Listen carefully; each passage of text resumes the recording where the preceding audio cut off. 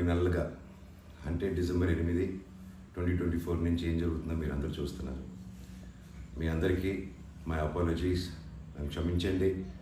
ఎందుకంటే ఈ ఒక సమస్య నేను ఎవరి కోసం అయితే పోరాడుతున్నానో మా స్టూడెంట్స్ కోసం అండ్ మా కాలేజీలో ఆపోజిట్లో ఉన్న పని చేసుకుంటూ ఉన్న ప్రజల కోసం అండ్ వ్యాపారాలు చేసుకుంటున్న ప్రతి ఒక్కరి కోసం. అండ్ నేను ఫస్ట్ నుంచి దాని మీద మాట్లాడుతుంటే అది తప్ప డైవర్షన్ చేస్తూ నా మీద అటాక్లు చేస్తూ నా కుటుంబ సభ్యులను లాగుతూ నన్ను ఒక మనిషిని ఎన్ని విధాలుగా ఇబ్బంది పెట్టాలో అన్ని విధాలుగా ఇబ్బంది పెట్టేస్తున్నారు.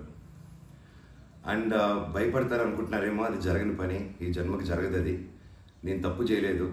నా మీద నా భార్య మీద దాదాపు 32 కేసుల వరకు వేశారు. 32 కేసులు ఢిల్లీ నుంచి వాళ్ళ మనుషులతో, తిరుపతి నుంచి, హైదరాబాద్ నుంచి, ఎన్ని కోర్టులు ఉంటే అన్ని కోర్టుల నుంచి, ఎన్ని కలెక్టర్ ఆఫీసులు ఉంటే అన్ని కలెక్టర్ ఆఫీసుల నుంచి, అండ్ అన్ని బోగస్ కేసులే. అండ్ అన్నింటికి నాది ఒకటే రిప్లై, ఎందుకంటే నిజానికి ఒకే వర్షన్ ఉంటుంది, అబద్ధానికి అన్ని వర్షన్స్ ఉంటాయి. క్లుప్తంగా ఈ మధ్య జరిగింది. నేను ఫస్ట్ ఏం చెప్తున్నాను, వీళ్ళు బౌన్సర్స్ చేసుకొని మా వాళ్ళందరినీ కొడుతున్నారు, అక్కడ ఊరు వాళ్ళందరినీ కొడుతున్నారు, స్టూడెంట్స్ని కొడుతున్నారు అని నేను చెప్తూనే వస్తున్నాను. నేను అలా చెప్తుండగా నేను రాయచోటికి ఒక ఫంక్షన్కి వెళ్ళినప్పుడు ఆ ఫంక్షన్లో ఇక్కడ ఉన్న వాళ్ళందరూ వచ్చి ఒక వ్యక్తి రాకుండా ఇక్కడ వ్యాపారం చేసుకుంటుంటే ఆయన స్టోర్లో దూరి వస్తువులన్నీ ధ్వంసం చేసి కొట్టేసి అక్కడ ఉన్న స్టూడెంట్స్ని కొట్టి అద్దాలన్నీ పగలగొట్టి ఆ వీడియోస్ అన్నీ వచ్చాయి బయటికి. ఇంకా చాలా వీడియోస్ ఉన్నాయి. అన్నీ నేను చంద్రగిరి సిఐ గారికి ప్రతి ఒక్కరికి ట్రాన్స్ఫర్ చేయడం జరిగింది. ఓనర్ ఇంకా కనిపించలేదు, ఆయన ఏమయ్యాడో ఎవరు దీంట్లో ఉన్నారో తెలియదు. కాకపోతే వచ్చి కంప్లైంట్ అది చూసిన వాళ్ళు వచ్చి కంప్లైంట్ ఇస్తున్నా కంప్లైంట్ తీసుకోలేని పరిస్థితి. కంప్లైంట్ రాసిస్తే కంప్లైంట్ బాగాలేదు, ఇది బాగాలేదు, సో ఇంకోటి రాసుకోరండి. ఒక 3 రోజుల తర్వాత కాదండి చెప్తున్నంత కంప్లైంట్ అంటే ఇంక 3 రోజులు అయిపోయింది కదా, ఇంకెందుకు అంటే ఇన్ని రోజులు నేను కొట్లాడుతున్నారని చెప్తూ పోరాటం జరిగే మధ్యలోనే ఇలా వచ్చి అటాక్ చేసుకుని ఎవడేం చేయలేరు ఇక్కడ అని ఒక మాబ్క్రసీ జరుగుతుంది.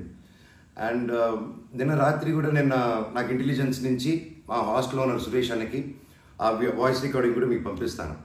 ఫోన్ చేసి నేను ఆనరబుల్ సీఎం గారి దగ్గర బందోబస్తులో ఉన్నాను, మనోజ్ గారు అక్కడికి వచ్చారా, ఎందుకు వచ్చారు, మీ హాస్టల్ దగ్గరికి వచ్చారా, ఎఫ్ఐ దగ్గర రెస్టారెంట్ దగ్గరికి వచ్చారా, ఏదైనా ప్రోగ్రామ్ చేశారా. నేను ఆ సార్కి చెప్పాను, సార్ ఇఫ్ ఎనీథింగ్ నన్ను అడగండి. నేను ఆ సార్తో ముందు కూడా మాట్లాడాను, మీరు వాళ్ళని ఇబ్బంది పెట్టకండి, ఎనీథింగ్ ఎనీ టైం నాకు ఫోన్ చేయండి అన్నాను. పైగా నిన్న మధ్యాహ్నం 3-4 అలా జరిగింది ఆ ఫోన్ రావడం, నేను ఆ సార్తో మాట్లాడటం. మళ్ళీ నిన్న రాత్రి నేను ఇక్కడ తెలిసిన వాళ్ళ రిసార్ట్లో ఉంటే ఇప్పుడు దాదాపు ఒక 15-20 ఇల్లు ఉంటాయి ఇక్కడ.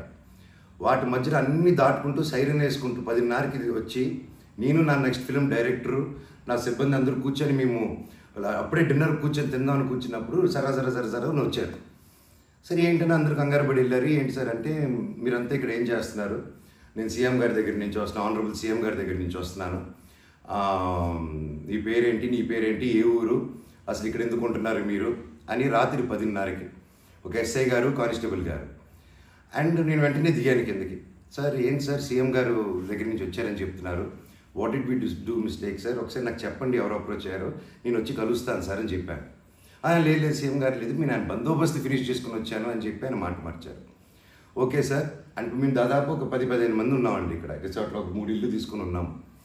అండ్ అందరూ చూస్తున్నారు, అన్ని రికార్డింగ్స్ అన్నీ చేస్తున్నాం మేము జరిగిందంతా. లేదు సార్ ఇలా అన్అఫీషియల్ గారు కాదు సార్, స్టేషన్కి వెళ్దాము, అక్కడైతే రికార్డింగ్ ఉంటుంది, డైరెక్ట్ డీజీపీ గారి ఆఫీస్కి ఉంటుంది, లెట్స్ డూ దట్ రికార్డింగ్ గారు సార్ అని చెప్పి మీ కారు వద్దండి స్టేషన్కి వెళ్ళి నాకు ఒకటే చెప్పండి, ఆనరబుల్ సీఎం గారి పేరు ఎందుకు తీశారు మీరు, అండ్ మా వాళ్ళని ఎందుకు ఇంటిమిడేట్ చేస్తున్నారు, అక్కడ షాప్ ఇరిగిపోయి అదంతా చేసి నేను కంప్లైంట్ చేస్తుంటే వాళ్ళని ఏం చేయట్లేదు, అది అడిగిన వాడిని మాత్రం ఇలా వచ్చి టార్చర్ చేస్తున్నారు. భయానికంటే ప్రేమ గొప్పదండి, అది నేను నమ్ముతాను. అండ్ నేను మళ్ళీ చెప్తాను, జరిగింది ఇది.